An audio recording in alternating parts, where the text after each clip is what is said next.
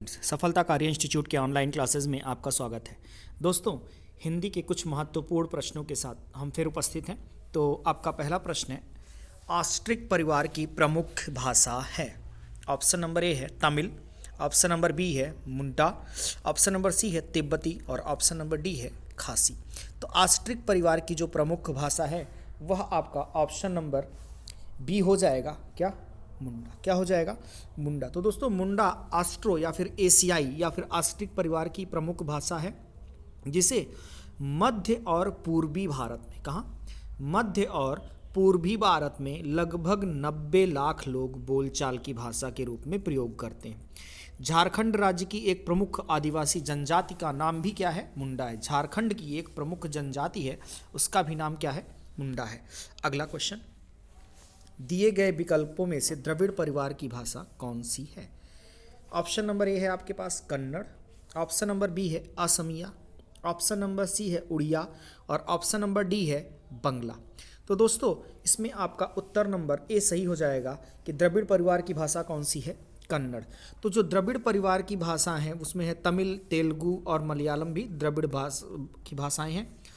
और दोस्तों, भोलानाथ तिवारी के अनुसार अगर हम देखें तो बिहारी, बंगाली, उड़िया, असमिया, मागधी, ठीक है, अपभ्रंश भाषाएं से विकसित हुई हैं। किससे विकसित हुई हैं?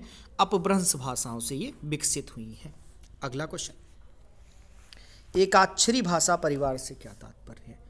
एकाक्षरी भाषा परिवार से तात्पर्य। अगला क्वेश्चन है, एकाक्षरी भाषा परिवार से तात्पर्य है। ऑप्शन नंबर ए है रोमिटिक हेमेटिक परिवार, ऑप्शन नंबर बी है चीनी भाषा परिवार, ऑप्शन नंबर सी है काकेसियन परिवार और ऑप्शन नंबर डी है अल्ट्रो एशियाटिक परिवार। तो इसमें आपका ऑप्शन नंबर बी सही हो जाएगा। कौन सा? चीनी भाषा परिवार। तो एकाक्षरी भाषा परिवार से क्या तात्पर्य है? चीनी भाषा परिवार का। अगला क्वेश्चन, कन्नड़ का संबंध किस भाषा परिवार से है? तो कन्नड़ का संबंध अभी हमने पहले के क्वेश्चन में आपको बताया है किस भाषा परिवार से हो जाएगा? द्रविड़ भाषा परिवार से। और आपके ऑप्शन नंबर बी में है द्रविड़ भाषा परिवार, तो यही आपका सही आंसर हो जाएगा। अगला क्वेश्चन, हिंदी किस परिवार की भाषा है? हिंदी किस परिवार की भाषा है? आपका ऑप्शन नंबर ए है सामी हामी, ऑप्शन नंबर बी है भारोपीय, ऑप्शन नंबर सी है काकेसी और ऑप्शन नंबर डी है पापुई। तो दोस्तों, हिंदी किस परिवार की भाषा है? भारोपीय परिवार की। ऑप्शन नंबर बी आपका सही हो जाएगा। हिंदी किस परिवार की भाषा है? भारोपीय परिवार की। अगला क्वेश्चन, कौन सी प्राचीन भाषा नहीं है? कौन सी प्राचीन भाषा नहीं है? ऑप्शन नंबर ए है आपका अपभ्रंश, ऑप्शन नंबर बी है पंजाबी, ऑप्शन नंबर सी है प्राकृत और ऑप्शन नंबर डी है संस्कृत। तो दोस्तों, आप जैसे कि जानते हैं कि अपभ्रंश, प्राकृत और संस्कृत यह तीन के तीनों प्राचीन है, तो पंजाबी इसमें से प्राचीन नहीं है। तो आपका ऑप्शन नंबर बी क्या हो जाएगा? पंजाबी। दोस्तों, अब बात करते हैं अगर हम पंजाबी भाषा की, तो पंजाबी भाषा का विकास पैसाची अपभ्रंश से हुआ। किससे? पैसाची अपभ्रंश। पैसाची अपभ्रंश से हुआ। किसका विकास? पैसाची अपभ्रंश का विकास किस से क्या हुआ? पंजाबी का। और दोस्तों, गुरमुखी इसकी लिपि है। पंजाबी की लिपि क्या है? गुरमुखी है, ठीक है। तथा माझी, दोगारी, दोआबी, राठी आदि इसकी प्रमुख बोलियां हैं, ठीक है। जैसे क्या होगा? माझी, दोगरी, दोआबी, राठी आदि इसकी प्रमुख बोलियां हैं। अगला क्वेश्चन, निम्नलिखित में से प्राचीन भारतीय आर्य भाषा कौन सी है? निम्नलिखित में से प्राचीन भारतीय आर्य भाषा कौन सी है? ए है प्राकृत, बी है पाली, सी है अपभ्रंश, डी है वैदिक संस्कृत।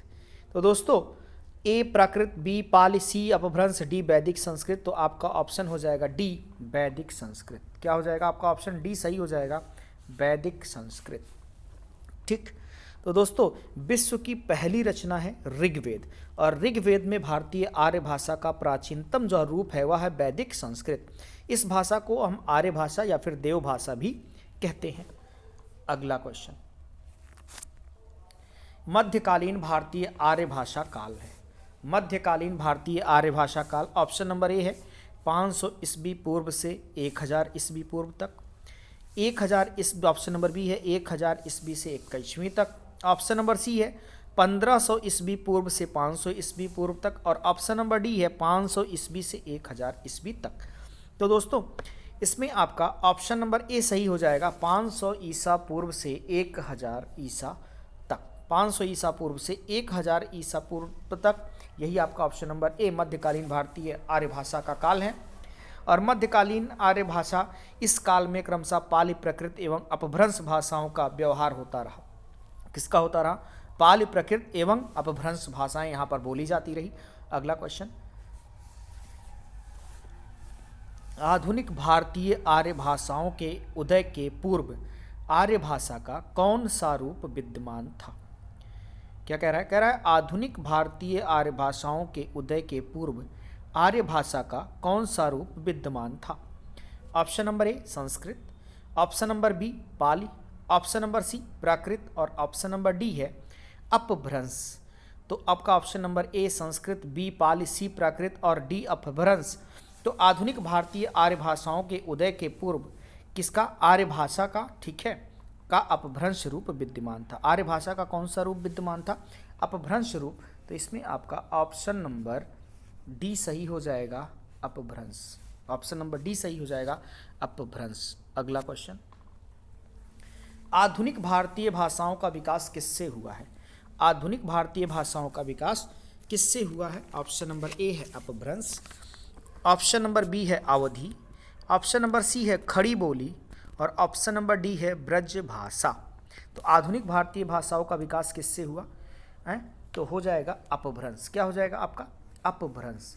ठीक, तो आधुनिक भारतीय भाषाओं का उदय, ठीक है, पूर्व आर्य भाषा का अपभ्रंश रूप विद्यमान था। ठीक है, अगला नेक्स्ट क्वेश्चन, हिंदी की मूल उत्पत्ति किससे मानी गई? हिंदी की मूल उत्पत्ति किससे मानी गई? आपका ऑप्शन नंबर ए है मागधी अपभ्रंश, ऑप्शन नंबर बी है अर्ध मागधी अपभ्रंश, ऑप्शन नंबर सी है खस अपभ्रंश, और ऑप्शन नंबर डी है सौर सैनी अपभ्रंश। तो दोस्तों हिंदी की जो उत्पत्ति मानी जाती है, ठीक है, वह हिंदी अपभ्रंश से मानी जाती है। किससे मानी जाती है? हिंदी अपभ्रंश से मानी जाती है, जिसमें सौर सैनी, मागधी तथा अर्ध मागधी अपभ्रंश के रूप है। तो यहाँ पे आपका ऑप्शन हिंदी की मूल उत्पत्ति अगर हम कहें कि किससे मानी जाती है, तो सौर सैनी अपभ्रंश से। किससे?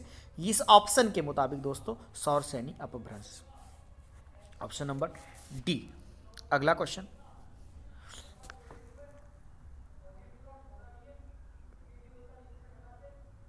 अगला क्वेश्चन है खड़ी बोली निकली है। खड़ी बोली निकली है ऑप्शन नंबर ए पूर्वी हिंदी से, ऑप्शन नंबर बी पश्चिमी हिंदी से, option number C Bihari Hindi से, और option number D Rajasthani Hindi से।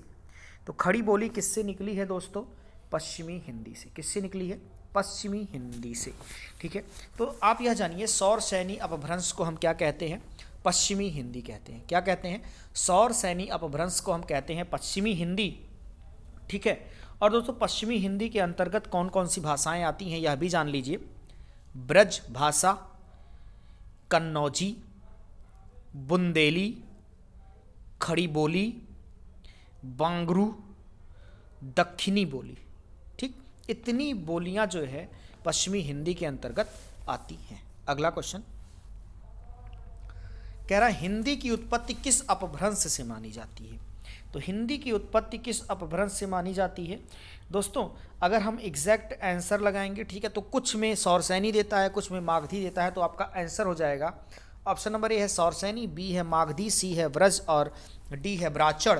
तो क्या हो जाएगा आपका? सौर सैनी। क्या हो जाएगा? हिंदी की उत्पत्ति किस अपभ्रंश से? सौर सैनी। ऑप्शन नंबर ए आपका सही हो जाएगा। कुछ जगहों पे मागधी भी सही माना जाता है। ठीक है, अगला क्वेश्चन, हिंदी भाषा की उत्पत्ति हुई है, हिंदी भाषा की उत्पत्ति हुई है ऑप्शन नंबर ए वैदिक संस्कृत, ऑप्शन नंबर बी लौकिक संस्कृत, ऑप्शन नंबर सी सौर सैनी अपभ्रंश, और ऑप्शन नंबर डी प्राकृत। तो क्या हो जाएगा इसमें? सौर सैनी अपभ्रंश। दोस्तों सबसे नज़दीक का आंसर दिया जाता है, तो सबसे पास हो तो उसके हिसाब से हम सौर सैनी अपभ्रंश को मानते हैं। किसका मानते हैं? सौर सैनी अपभ्रंश का। अगला क्वेश्चन, ब्रज भाषा का विकास किस अपभ्रंश से हुआ? ब्रज भाषा का विकास किस अपभ्रंश से हुआ? ऑप्शन नंबर ए है सौर सैनी, ऑप्शन नंबर बी है पैसाची, ऑप्शन नंबर सी है मागधी और ऑप्शन नंबर डी है अर्धमागधी। ठीक, तो दोस्तों इसमें आपका ऑप्शन नंबर ए सही हो जाएगा। इसमें आपका ऑप्शन नंबर ए सही हो जाएगा। कौन सा? सौरसैनी। ब्रज भाषा का विकास किस अपभ्रंश से हुआ? तो सौरसैनी। ठीक है, तो ब्रज भाषा का विकास सौरसैनी अपभ्रंश के मध्यवर्ती रूप से हुआ है। ब्रज भाषा का शुद्ध रूप कहाँ देखने को मिलेगा दोस्तों? मथुरा, आगरा और अलीगढ़ जिले में। कहाँ कहाँ? मथुरा, आगरा और अलीगढ़ जिले में ब्रज भाषा का शुद्ध रूप देखने को मिलेगा। और अगर मिश्रण के साथ इसको हम देखें तो बरेली में, बदायूं में, एटा, मैनपुरी, गुड़गांव, इन जगहों के आसपास बोली जाती है। ठीक, अगला क्वेश्चन, खड़ी बोली हिंदी का विकास किस भाषा से हुआ है? तो खड़ी बोली हिंदी का विकास किस भाषा से हुआ है? Option number A Braj, B Awadhi, C Dakshini Hindi और डी अपभ्रंश। तो खड़ी बोली हिंदी का विकास देखिए, थोड़ा सा क्वेश्चन घुमाया था अपभ्रंश से। अगला क्वेश्चन, हिंदी खड़ी बोली किस अपभ्रंश से विकसित हुई? हिंदी खड़ी बोली किस अपभ्रंश से विकसित हुई? तो इसका भी उत्तर दोस्तों एक लाइन में है, सौरसैनी। तुरंत फटाक से लगा दीजिए, सौरसैनी। अगला क्वेश्चन, बिहारी हिंदी का विकास किस प्राकृत या अपभ्रंश से माना जाता है? बिहारी हिंदी का विकास किस प्राकृत या अपभ्रंश से माना जाता है, माना गया है? ऑप्शन नंबर ए है सौरसैनी, ऑप्शन नंबर बी है मागधी, ऑप्शन नंबर सी है अर्धमागधी और ऑप्शन नंबर डी है पैसाची। तो दोस्तों अगर हम कहें कि बिहारी हिंदी का विकास तो किससे माना गया है? मागधी से। किससे माना गया? मागधी से। ऑप्शन नंबर बी आपका सही हो जाएगा। ठीक है, तो बिहारी हिंदी का विकास मागधी अपभ्रंश से माना गया है। वर्तमान में यह बिहार के पटना, कहाँ पे? बिहार के पटना तथा हजारीबाग जिलों में बोली जाती है। तो मागधी कहाँ बोली जाती है? पटना में। अगर पूछा जाए पटना में कौन सी बोली बोली जाती है तो मागधी। ठीक, और हजारीबाग जिले में। ठीक, अगला क्वेश्चन कह रहा है भोजपुरी बोली की उत्पत्ति हुई।